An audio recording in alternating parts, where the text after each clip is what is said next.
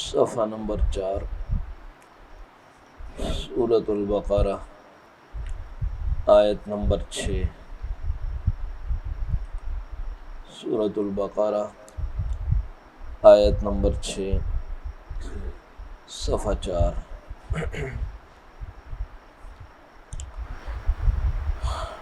اعوذ باللہ من الشیطان الرجیم بسم اللہ الرحمن الرحیم ان الذين كفروا سواء عليهم أأنذرتهم ام لم تنذرهم لا يؤمنون ختم الله على قلوبهم وعلى سمعهم وعلى أبصارهم غشاوة ولهم عذاب عظيم.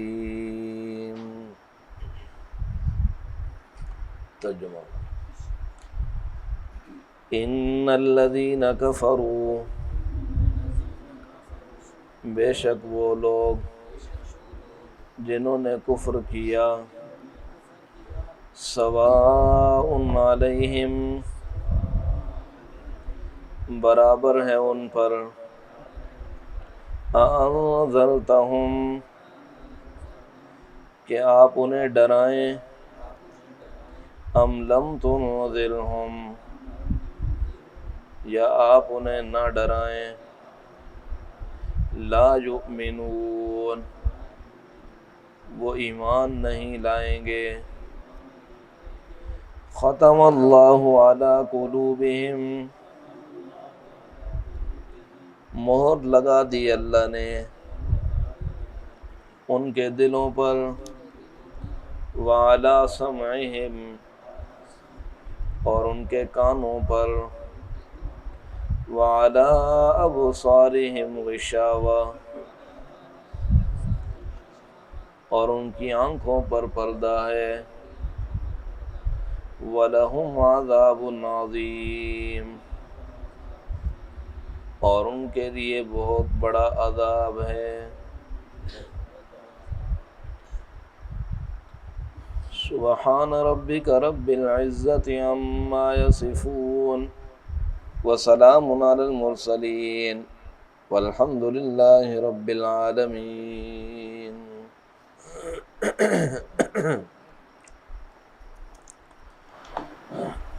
سورہ بقرہ کی ابتدائی آیات میں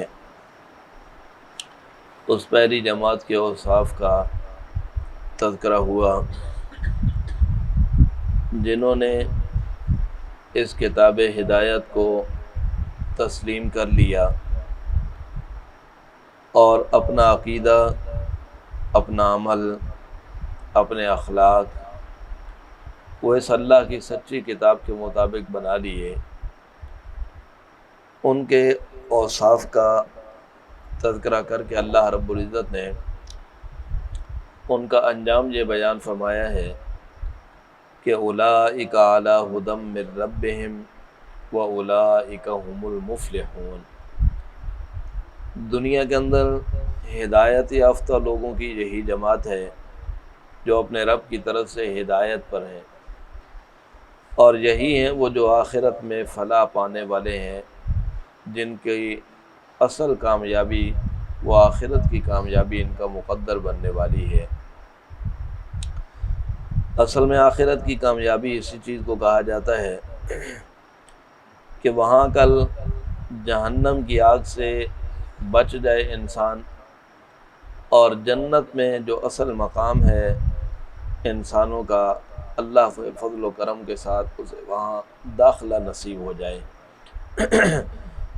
اس کو اصل کامیابی کہا جاتا ہے. قرآن پاک میں بھی اللہ رب العزت نے اس بات کا تذکرہ فرمایا ہے. ایک مقام پر یہ فرمایا کہ من زحزح عن النار وادخل الجنۃ فقد فاز. اللہ رب العزت فرماتے ہیں جو وہاں آخرت کے اس جہان کے اندر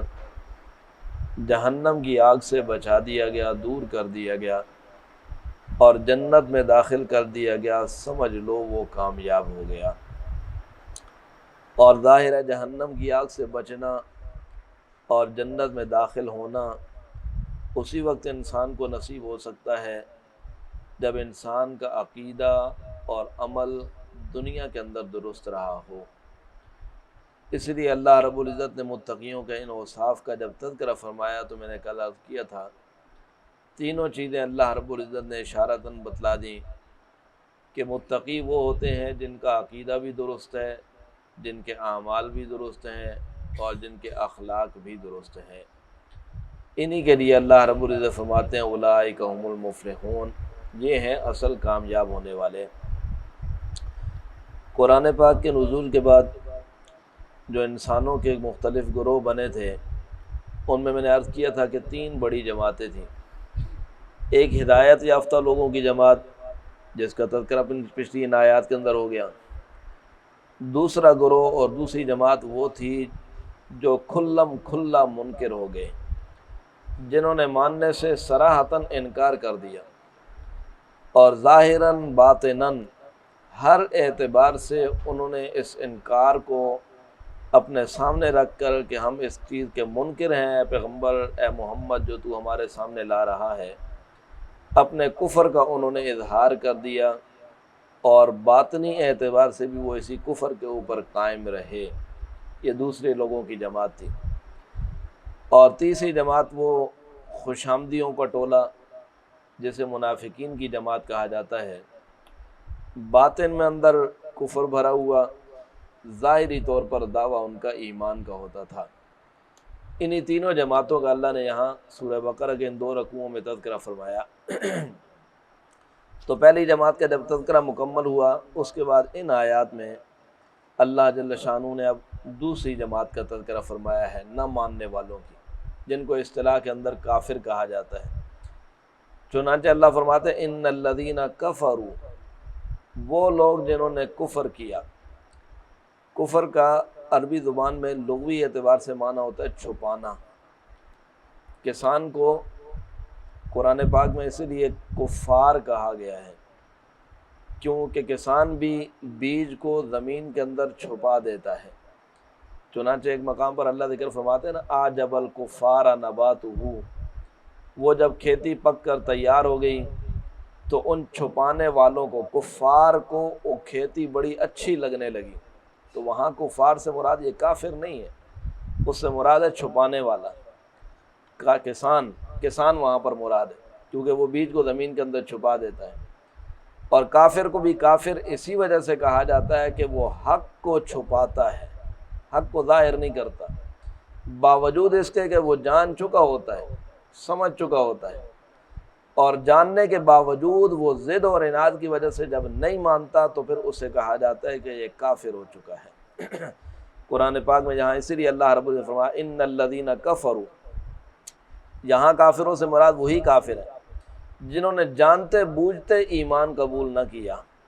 قرآن پاک میں اللہ نے اسی سورہ بقرہ کے اندر آگے چل کر آئے گا، اللہ فرماتے ہیں فلما جاءہم ما عرفوا کفروا بہ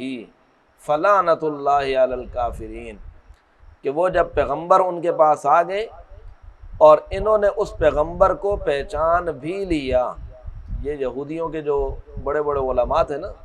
جو نہ ماننے والے اپنے ضد اور عناد کی وجہ سے، اللہ نے ان کا تذکرہ فرمایا ہے کہ فلما جاءہم ما عرفوا، جب وہ پیغمبر ان کے پاس آ گیا جنہوں نے اپنی آسمانی کتابوں کے اندر اس کے اوصاف کا تذکرہ پڑھا ہوا تھا، اور ان اوصاف کو اس پیغمبر کے اندر پا لینے کے بعد وہ پہچان چکے تھے کہ واقعتاً یہ وہی آخری پیغمبر ہے جس کا ہماری کتابوں کے اندر تذکرہ آیا ہوا ہے، لیکن پھر انہوں نے کیا کیا؟ اللہ فرماتا ہے کفروا بہ، جان اور پہچان لینے کے باوجود وہ منکر ہو گئے، ماننے سے انکار کر دیا، تو فلعنۃ اللہ علی الکافرین، اللہ فرماتے ہیں پھر ایسے کافروں کے اوپر اللہ کی لعنت برسا کرتی ہے۔ وہ فرعون نے اور فرعون کی قوم کے لوگوں نے حضرت موسیٰ علیہ السلام کو نہیں پہچان لیا تھا، پہچان تو انہوں نے بھی لیا تھا اور انہیں یقین ہو چلا تھا کہ یہ واقعتاً اللہ کا پیغمبر ہی ہے، لیکن ماننا نہیں تھا ضد اور عناد کی وجہ سے۔ فرعون بھی نہیں مان رہا تھا، فرعون کے جو وزراء تھے وہ بھی ماننے کی طرف نہیں آ رہے تھے، ان کا بھی اللہ نے تذکرہ اسی انداز کے ساتھ قرآن پاک میں فرمایا ہے۔ فرمایا وَجَحَدُوا بِهَا وَاسْتَيْقَنَتْهَا أَنفُسُهُمْ ظُلْمًا وَعُلُوًّا، وہاں اللہ کیا فرماتے ہیں وجحدوا بہا، انہوں نے موسیٰ کو ماننے سے انکار کر دیا،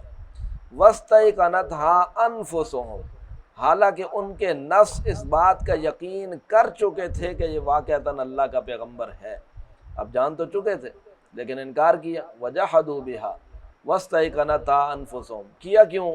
فرمایا ظلما وعلوا، ظلم کی وجہ سے، سرکشی کی وجہ سے، وہ سرکشی کی وجہ سے اس ماننے کی طرف نہیں آ رہے تھے، ایمان لانے کی طرف نہیں آ رہے تھے۔ چنانچہ ان لوگوں کے متعلق اللہ رب یہاں فرماتے ہیں ان الذین کفروا سواء علیہم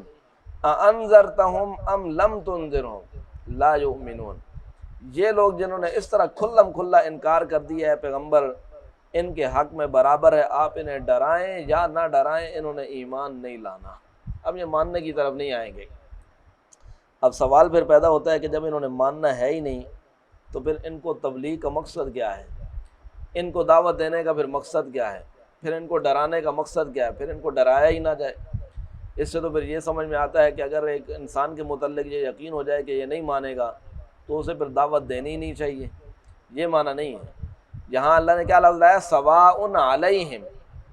دعوت دینے والے کے حق میں برابر نہیں ہے ڈرانا نہ ڈرانا، ان لوگوں کے حق میں یہ چیز برابر ہے کہ انہیں ڈرایا جائے یا نہ ڈرایا جائے۔ دعوت دینے والے کو تو اللہ رب العزت نے اجر پھر بھی عطا کر دینا ہے، کیوں کہ مبلغ کا کام ہوتا ہے پہنچانا، مبلغ کا کام منوانا نہیں ہوتا۔ پیغمبروں کا جو فریضہ تھا وہ بھی یہی پہنچانے کا تھا، ان علیک الا البلاغ، اے پیغمبر آپ کے ذمہ صرف پہنچا دینا ہے، منوانا آپ کے اختیار میں نہیں ہے، دل میں ڈال دینا یہ تو اللہ رب العزت کے اختیار میں ہے۔ وہ ابو طالب کے اوپر میں نے پچھلے دنوں بھی عرض کیا، کتنی محنت کی نبی علیہ الصلوۃ والسلام نے کہ چچا دنیا سے جا رہا ہے، مرتے وقت کلمہ پڑھ کر چلا جائے، لوگوں کے سامنے نہیں پڑھتا، کہنے لگے یا رسول اللہ، نبی علیہ الصلوۃ والسلام نے فرمایا کہ اے میرے چچا اگر نہیں پڑھتا لوگوں کے سامنے، میرے کان کے اندر پڑھ کے چلا جا تاکہ کل میں تیرے حق میں سفارش کر سکوں، میرے کان میں پڑھ کے چلا جا۔ نہیں پڑھا اس نے کلمہ، کفر کی حالت میں دنیا سے چلا گیا۔ نبی علیہ الصلوۃ والسلام کو بڑا افسوس تھا اس بات کا کہ چچا جو ہے وہ کفر کے اوپر دنیا سے چلا گیا، ایمان کے اندر داخل نہیں ہو سکے۔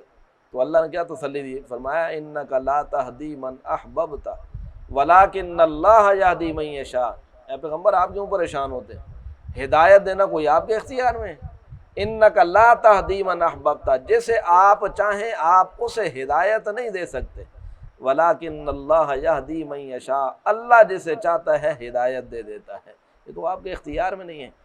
تو پیغمبر کا کام ہوتا ہے پہنچانا، پیغمبر دعوت دیتا رہے، ہر دور کے اندر دعوت دینے والے کی یہ ذمہ داری ہے، لوگ آگے سننے والے ہوں یا نہ ہوں، ماننے والے ہوں یا نہ ہوں، اس کا کام ہے کہ اس دعوت کو ان تک پہنچاتا رہے۔ مان لیں گے تو انہی کے لیے بھلائی ہے، نہیں مانیں گے تو اپنا نقصان کریں گے، لیکن دعوت دینے والے کو اس دعوت کا اجر و ثواب اللہ رب العزت عطا فرما دیں گے۔ تو دعوت دینا پھر بھی یہ فائدے سے خالی نہیں ہوتا، ایسے لوگوں کو بھی دعوت دینی چاہیے، یہ نہیں ہے کہ ان کو دعوت دینے سے بندہ پرہیز کرنے لگ جائے، پیچھے ہٹنے لگ جائے۔ تو ان کے حق میں اللہ فرماتے ہیں ان الذین کفروا سواء علیہم، ان کے حق میں یہ برابر ہے، اانذرتہم ام لم تنذرہم لا یؤمنون، اب ایمان کیوں نہیں لا رہے تھے؟ اللہ نے آگے وجہ بیان فرما دی۔ اللہ فرماتے ہیں ختم اللہ علی قلوبہم وعلی سمعہم وعلی ابصارہم غشاوہ، اللہ نے ان کے دلوں کے اوپر مہر لگا دی ہے، ان کے کانوں کے اوپر بھی اللہ رب العزت نے مہر لگا دی ہے، ان کی آنکھوں کے آگے پردہ پڑا ہوا ہے۔ اب ہدایت حاصل کرنے کے یہی تو 3 راستے ہوتے ہیں۔ ہدایت حاصل کرنے کا ایک راستہ یہ ہوتا ہے کہ ایک انسان اپنے آنکھوں سے دیکھ لے اور دیکھنے کے بعد ہدایت حاصل کر لے، یہ پہلا درجہ ہوتا ہے کہ انسان اپنی آنکھوں سے دیکھتا ہے حق کو اور دیکھنے کے بعد اس حق کو تسلیم کر لیتا ہے۔ دوسرا درجہ یہ ہوتا ہے کہ خود سمجھ نہیں آ رہی تو چلو کوئی اسے سناتا ہے، کوئی سمجھاتا ہے، وہ کانوں کے رستے سے حق اس کے اندر داخل ہو جاتا ہے، یہ دوسرا درجہ ہوتا ہے، دوسرا راستہ انسان کے اندر حق آ جانے کا۔ اور تیسرا یہ ہوتا ہے کہ اللہ تبارک و تعالیٰ اپنی قدرت کے دلائل جو پوری اس کائنات کے اندر پھیلا دیتے ہیں، انسان اپنے دل کے ساتھ، دل و دماغ کے ساتھ، عقل و شعور کے ساتھ اس کے اندر غور و فکر کر کے حق کو پہچاننا چاہے تو پہچان سکتا ہے۔ لیکن یہ تینوں ذریعے جس انسان کے بند ہو جائیں نا، پھر اس انسان کو ہدایت نہیں مل سکتی۔ اللہ فرماتے ہیں انہیں ہدایت کیسے ملے، یہ ایمان کیسے لائیں؟ ختم اللہ علی قلوبہم وعلی سمعہم وعلی ابصارہم غشاوہ،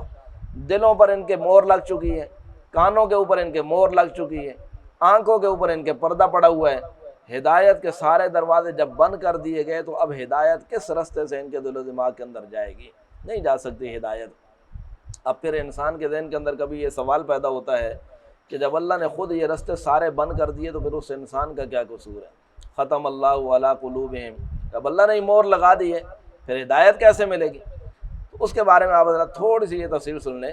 کہ اللہ تبارک و تعالیٰ نے انسان کو مجبور نہیں کیا ہوا۔ اللہ رب العزت نے انسان کو اختیار دیا تھا، اور انسان کو اختیار دے کر اللہ تبارک و تعالیٰ نے جتنے ہدایت کے رستے تھے اس کے لیے سارے ابتدا کے اندر کھولے ہوئے تھے۔ انسان کو اللہ رب العزت نے عقل و شعور کی نعمت سے نوازا تھا، کان عطا کیے تھے، سننے کے لیے دیکھنے کے لیے آنکھیں اللہ رب العزت نے عطا کی تھی، سوچنے سمجھنے کے لیے دل اللہ رب العزت نے اسے دے رکھا تھا۔ وہ دوسری جگہ اللہ فرماتے ہیں نا واللہ اخرجکم من بطون امہاتکم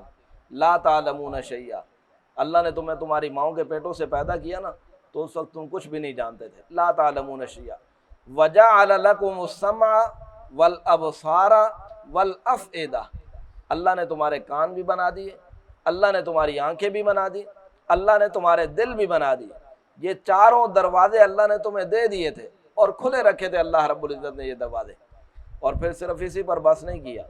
پھر کائنات کے اندر اللہ رب العزت نے اپنی قدرت کے بے شمار دلائل پھیلائے ہوئے۔ اسی لیے قرآن پاک میں دوسری جگہ اللہ فرماتے ہیں نا سنوریہم آیاتنا فی الآفاق وفی انفسہم، سنوریہم آیاتنا فی الآفاق، ہم ان قریب ان کو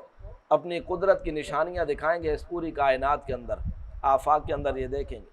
اور صرف کائنات کے اندر نہیں بلکہ وفی انفسہم،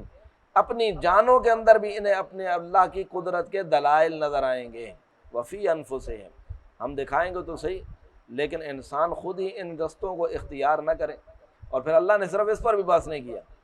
سوچنے سمجھنے کے لیے اللہ رب العزت نے سارے حواس بھی عطا کر دیے، کائنات کے اندر اللہ رب العزت نے دلائل بھی رکھ دیے حق کو واضح کرنے کے لیے۔ پھر اسی پر بس نہیں کیا، اللہ نے انبیاء کرام علیہ الصلوۃ والسلام کو سمجھانے کے لیے بھی بھیج دیا، ان کی رہنمائی کے لیے۔ وَرُسُلًا مُبَشِّرِينَ وَمُنذِرِينَ لِأَلَّا يَكُونَ لِلنَّاسِ عَلَى اللَّهِ حُجَّةٌ بَعْدَ الرُّسُلِ، اللہ فرماتے ہیں ہم نے پیغمبر بھیج دیے، خوشخبری سنانے والے تھے، ڈرانے والے تھے۔ یہ کیوں بھیجے ہم نے؟ اللہ کیا فرماتے ہیں ہم نے کیوں پیغمبر بھیجے؟ لِأَلَّا يَكُونَ لِلنَّاسِ عَلَى اللَّهِ حُجَّةٌ بَعْدَ الرُّسُلِ، انبیاء کے بھیجنے کے بعد لوگوں کے اوپر حجت قائم کرنا مقصود تھی کہ کل کوئی یہ نہ کہنے لگ جائے کہ ہمیں تو کوئی ڈرانے والا آیا ہی نہیں تھا، ہمیں تو کسی نے سمجھایا ہی نہیں تھا۔ اللہ نے سب کچھ انتظام کیا، اور صرف اس پر بھی نہیں بلکہ اللہ نے انسانوں کی ہدایت کے لیے آسمان سے کتابیں بھی نازل فرما دی، ضابطۂ حیات بھی آ گیا ہے، اب اس کے مطابق اپنی زندگیاں درست کر لو۔ جب اللہ رب العزت نے اپنی رحمت کے ساتھ یہ سب کچھ کر دیا، اس کے باوجود اگر انسان اس کی طرف نہیں آتا حق کی طرف تو گویا وہ ضد کے اوپر آیا ہوا ہے۔ اب ضد کی وجہ سے جب نہیں مانتا، اللہ کی اس نعمتوں کو اس نے بیکار چھوڑ دیا ہے، تو پھر اللہ تبارک و تعالیٰ اس کے یہ سوچنے سمجھنے کی صلاحیتیں ختم کر دیتے ہیں، جس کو تعبیر کیا جاتا ہے ختم اللہ علی قلوبہم کے ساتھ، کہ اللہ نے ان کے دلوں کے اوپر مہر لگا دی۔ دنیا کے اندر جتنی بھی نعمتیں ہیں اللہ تبارک و تعالیٰ کی، اگر انسان ان کو استعمال نہ کرے نا تو پڑے بیکار ہو جاتی ہیں۔ جتنی بھی نعمتیں، ان ساری نعمتوں کو اگر دیکھا جائے نا، کوئی بھی چیز انسان کے پاس پڑی ہوئی ہے، انسان ایک عرصہ تک اسے استعمال نہیں کرے گا نا، بیکار ہو جائے گی، وہ نعمت ختم ہو جائے گی، وہ فائدہ اس کا دینا، وہ فائدہ دینا چھوڑ جائے گی، ختم ہو جائے گی نعمت۔ اللہ رب العزت نے جتنی نعمتیں دی تھیں کہ سوچو، غور و فکر کرو اس کائنات کے اندر، ہم نے تمہیں کان دیے ہیں حق کو سنو، ہم نے تمہیں آنکھیں دی ہیں حق کو تلاش کرو، اپنی آنکھوں سے دیکھو۔ لیکن جب ایک انسان خود ہی ان نعمتوں کو استعمال نہیں کرتا تو اللہ اس کے اس حواس کو معطل فرما دیتے ہیں۔ اس کو یہاں اللہ رب العزت نے تعبیر کر دیا کہ اللہ نے ان کے دلوں کے اوپر مہر لگا دی ہے، ختم اللہ علی قلوبہم وعلی سمعہم۔ اور اسی لیے قرآن پاک میں کہیں اللہ رب العزت نے نسبت اپنی طرف کی ہے، کبھی انسان کے اعمال کی طرف کی ہے، کبھی انسان کی اپنی ذات کی طرف کی ہے۔ اس کی مثال آپ حضرات آسانی کے ساتھ یوں سمجھ لیں، ایک آدمی اگر قتل کرتا رہا ہو نا، بہت سارے لوگوں کو اس نے قتل کیا ہو، آخر ایک دن پکڑا گیا، پکڑے جانے کے نتیجے میں اس قتل کے بدلے میں اسے پھانسی دے دی گئی، تو اب لوگوں کی زبانوں پر الفاظ مختلف ہوتے ہیں نا، کوئی کیا کہتا ہے کہ اللہ نے آخر اس کا بیڑا غرق کر ہی دیا ہے، کسی کی زبان پر یہ لفظ آتا ہے اللہ نے اس کا بیڑا غرق کر ہی دیے۔ کسی کی زبان پر آتا ہے اپنی بدعمالیوں کے انجام کو پہنچ چکا ہے، برے اعمال کیے تھے نا، قتل کرتا رہا تھا، آج اپنے انجام کو پہنچ چکا ہے۔ اور کوئی کہنے لگتا ہے کہ اپنے آپ کو خود اس نے مروایا ہے۔ اب یہ الفاظ مختلف ہوتے ہیں، تعبیریں انسانوں کی مختلف ہوتی ہیں، کبھی نسبت اس انسان کی طرف کر دی جاتی ہے، کبھی اس کے اعمال کی طرف کر دی جاتی ہے، کبھی اللہ کی طرف نسبت کر دی جاتی ہے۔ تو یہاں بھی اللہ رب العزت نے نہ ماننے والوں کے لیے کبھی نسبت اپنی طرف فرما دی، جیسے یہاں آیا ختم اللہ علی قلوبہم، اللہ نے ان کے دلوں کے اوپر مہر لگا دی۔ اور کہیں نہ اللہ رب العزت نسبت ان انسان کی طرف کر دیتے ہیں، وہ خود اپنی زبان سے اس کا اعتراف کرتے ہیں۔ وہ دوسری جگہ آگے چل کر آئے گا قرآن پاک کے اندر، وہ لوگ خود کہا کرتے تھے وَقَالُوا قُلُوبُنَا فِي أَكِنَّةٍ مِّمَّا تَدْعُونَا إِلَيْهِ وَفِي آذَانِنَا وَقْرٌ وَمِن بَيْنِنَا وَبَيْنِكَ حِجَابٌ فَاعْمَلْ إِنَّنَا عَامِلُونَ۔ وہ کفار خود اپنی زبان سے اعتراف کرتے تھے، کہتے تھے قُلُوبُنَا فِي أَكِنَّةٍ مِّمَّا تَدْعُونَا إِلَيْهِ، اے محمد جو تو دعوت ہمارے سامنے لے کر آیا ہوا نا، ہمارے دل پردوں کے اندر پڑے ہوئے ہیں، غلافوں کے اندر پڑے ہوئے ہیں، ہمیں تیری یہ باتیں سمجھ نہیں آتی ہیں۔ قلوبنا فی اکنۃ مما تدعونا الیہ، اور پھر کیا کہتے تھے وفی آذاننا وقر، ہمارے کانوں کے اندر تو بوجھ ہے، ڈانٹ پڑا ہوا ہے ہمارے کانوں کے اندر، ہمارے کانوں میں تیرے اس حق کی آواز جاتی ہی نہیں ہے، نہیں جاتی۔ ومن بیننا وبینک حجاب، تیرے درمیان ہمارے درمیان ایک پردہ حائل ہے، ہمیں نہیں سمجھ آتی تیری یہ باتیں۔ فعمل اننا عاملون، تو اپنے کام سے کام رکھ، ہم اپنا کام کر رہے ہیں۔ یہ نسبت ان کی طرف کہتی نا، یہ گمراہی کی نسبت۔ اللہ فرما رہے ہیں خود اپنی زبانوں سے اعتراف کر۔ اور کبھی نسبت اللہ رب العزت ان کے اعمال کی طرف کر دیتے ہیں، وہ تیسرے بارے میں آپ پڑھتے ہیں کلا بل ران علی قلوبہم ما کانوا یکسبون، کبھی ان کے دلوں کے اوپر جو زنگ لگ جاتا ہے نا، وہ کیوں لگتا ہے؟ اللہ فرماتے ہیں ان کی اپنی بدعمالیوں کی وجہ سے لگتا ہے۔ وہ جیسے اس پھانسی والے شخص کے متعلق لوگ کہتے ہیں کہ اپنے برے اعمال کی وجہ سے انجام کو پہنچ گیا ہے۔ حدیث پاک کے اندر آتا ہے نا، نبی علیہ الصلوۃ والسلام نے ارشاد فرمایا کہ کبھی ایسا ہوتا ہے ایک انسان گناہ کرتا ہے تو اس کے دل کے اوپر ایک سیاہ نقطہ لگ جاتا ہے۔ یہ پہلا نقطہ جو انسان کو لگتا ہے نا، یہ انسان کو جھنجھوڑتا رہتا ہے، ضمیر ہے نا انسان کا، گناہ کرتا ہے تو انسان کو ضمیر وہ بار بار آوازیں دے کر کہہ رہا ہوتا ہے کیسی برائی کا ارتکاب تو نے کر ڈالا ہے، اپنے رب سے معافی مانگ۔ سفید کپڑے کے اوپر جیسے داغ لگ جائے نا تو وہ برا انسان کو نظر آ رہا ہوتا ہے، لیکن پہلا داغ اگر مسلسل اس کے اوپر داغ لگتے جائیں یہاں تک کہ وہ کپڑا بالکل سیاہ اور میلا ہو جائے تو پھر وہ احساس ختم ہو جاتا ہے۔ نبی علیہ الصلوۃ والسلام نے فرمایا انسان گناہ کرتا ہے، اس کے دل کے اوپر ایک نقطہ لگ جاتا ہے، پھر گناہ کرتا ہے دوسرا نقطہ لگ جاتا ہے، پھر گناہ کرتا ہے تیسرا نقطہ لگ جاتا ہے، یہاں تک کہ جب پھر آگے گناہوں کے اندر بڑھنا شروع ہو جاتا ہے تو وہ نقطے لگتے